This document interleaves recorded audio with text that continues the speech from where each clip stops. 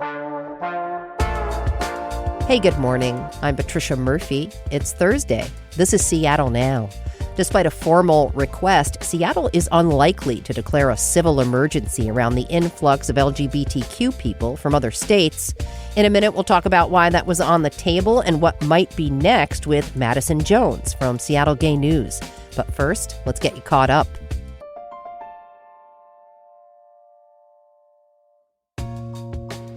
Today, the Washington State History Museum in Tacoma will host a day of remembrance to commemorate the forced removal and incarceration of Japanese Americans in May 1942. The event will feature talks from Japanese American writers whose work explores identity, history, and resilience. The event runs from 4 to 8 this evening and is free to attend. Washington's unemployment rate has ticked up once again. It's now 5.2%, up slightly from March. State officials say Washington's economy lost about 4,500 jobs in April. The biggest losses were in construction and professional and business services, which includes many jobs in tech. It adds up to 4 consecutive months of job losses in our state. And if you're thinking about getting out of town for Memorial Day weekend, the Chinook and Cayuse passes through Mount Rainier National Park are reopening at 8 a.m. on Friday. They closed in October for the winter. Meanwhile, the 26-mile stretch of the scenic North Cascades Highway remains closed for now. 2 areas were damaged from December's flooding and a rock slide in March. Crews are still working on repair projects. Transportation officials say they expect the highway to fully open on June 25th, which would be the latest opening ever. We're back with more headlines on tonight's episode.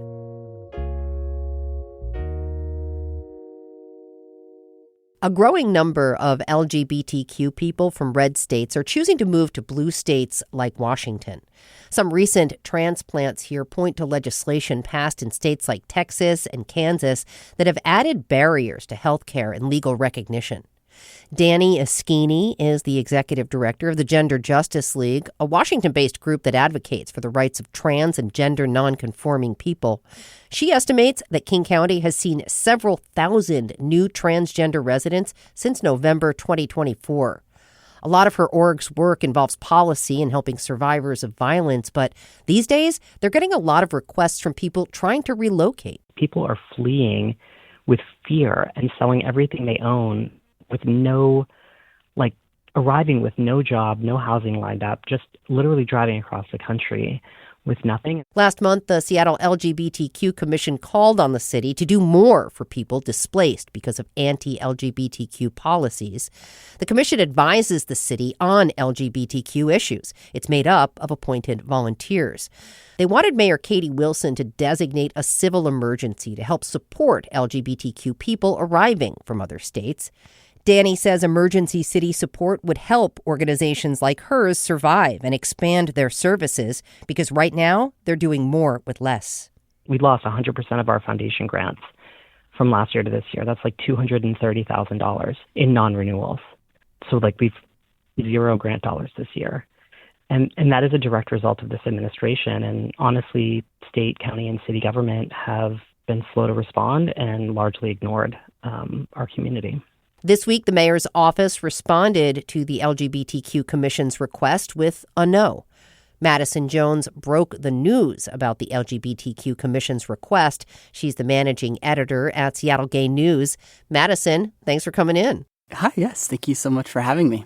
So let's start by catching listeners up. Why did the Seattle LGBTQ Commission make this request now, and what are they asking for? They had written and submitted it during Trans Day of Visibility at the end of April.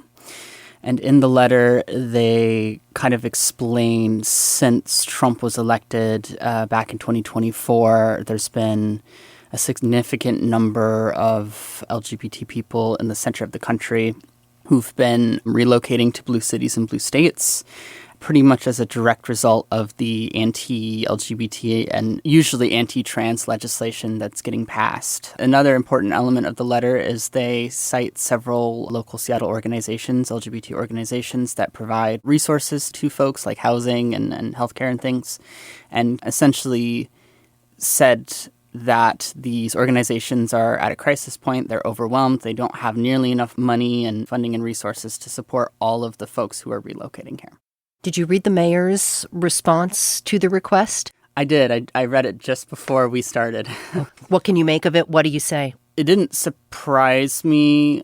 My anonymous source who informed me when I wrote my story had mentioned that, like, city council and the mayor's office was still kind of on the fence or kind of had some apprehensions, particularly because of how the Trump administration has been targeting cities and places that they see as DEI and stuff like that.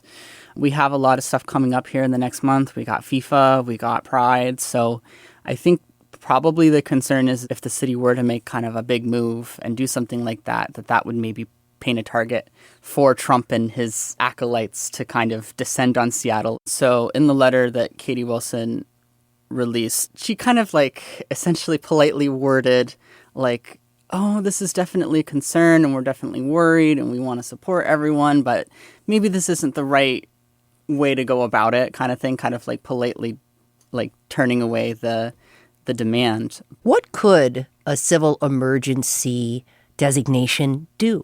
Civil emergency designations were created for like instances where the city needs to spend extra money to address a certain problem, like natural disasters and other things. But sometimes the city can use that declaration for more social-related things. Back in 2015, Mayor Ed Murray and the King County Executive did a declaration of emergency for homelessness.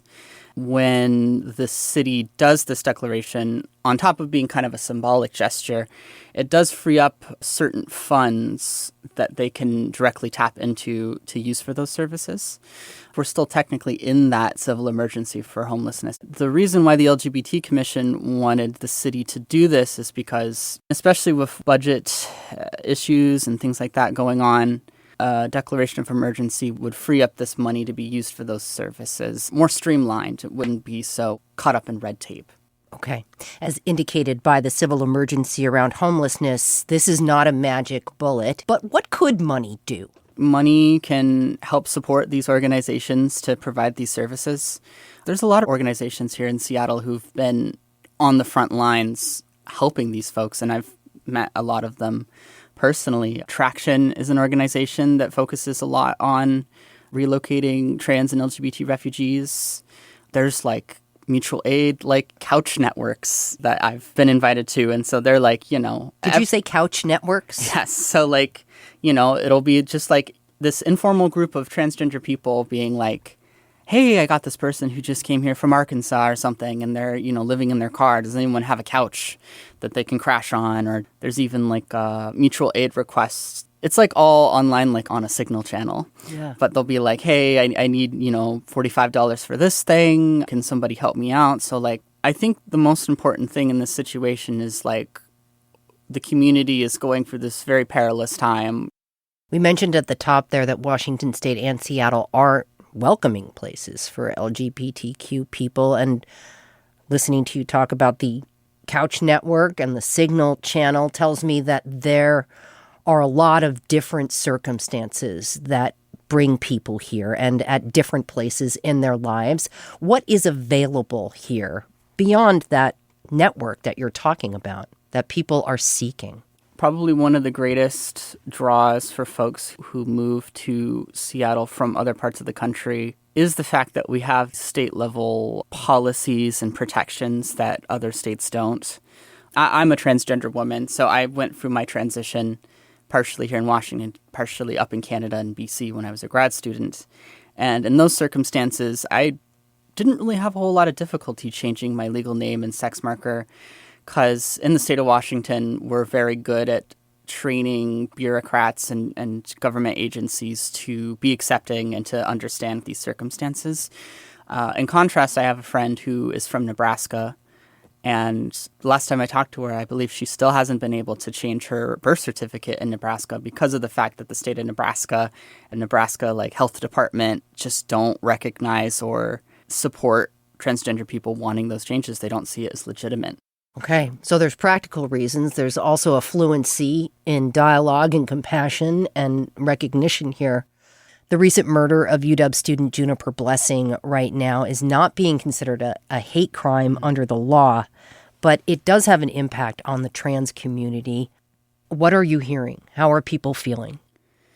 We've been following the story, reporting on it, making posts about it on social media, and I've seen like hundreds of comments at this point where folks are like, stabbed 40 plus times, how's that not a hate crime?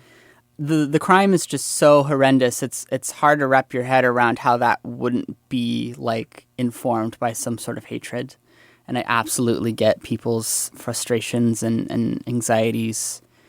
The legal distinction is different, though, than how people feel about the crime. Yeah. So the reason why there's still kind of a question there of like what exactly was motivating his behavior. So I think from their standpoint, they're just trying to do their due diligence and make sure that they're not leaving any stone unturned. But I think regardless, her death really symbolizes how people are feeling in this moment of just how much the community and transgender people are being targeted in this country by our government, socially by groups of people. I have so many trans friends that talk about how they've been harassed by people on the street in like Capitol Hill and stuff, which is our neighborhood.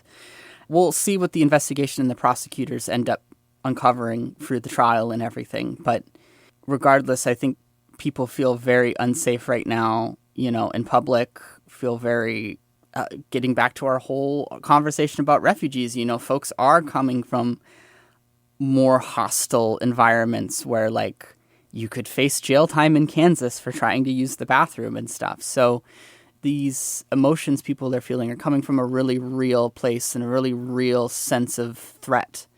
And I mean, I feel it too myself, in my day-to-day as well. Seattle has a lot of pressing issues to deal with. Why do displaced LGBTQ people specifically need support? In terms of like homelessness, for example, LGBT people are disproportionately represented in that demographic. Same with folks of color and other things. So in a way, supporting the LGBT community is directly addressing these other issues that we're facing. Another element of it is if you're an LGBT person, say, your family doesn't support you, your family doesn't accept you for who you are, you can't rely on your family to help support you in a move. I'm very fortunate that my family have been accepting and have supported me through my transition and have supported me as I've graduated college and gone into the workforce and stuff. And that's a luxury, a privilege that a lot of LGBT people don't have. So they're particularly vulnerable to these things because of that reason. Yeah. Are there any other welcoming cities doing more than Seattle for LGBTQ folks? The LGBTQ Commission had put out something before this about how our city, we have an LGBTQ Commission, but it's a body of volunteers who do this work. And other major cities in the United States have designated offices of LGBT affairs where there's paid officials whose whole jobs is to do this to support the community. And I can speak for myself personally. I find it interesting that, Seattle, we're one of the most proportionately LGBT cities in the country. We have a very deep, strong LGBT history here. And for whatever reason, other cities like Philadelphia and Washington, D.C., and I believe San Francisco have all done this, but we've yet to do the same. And the LGBTQ Commission is amazing. I love them.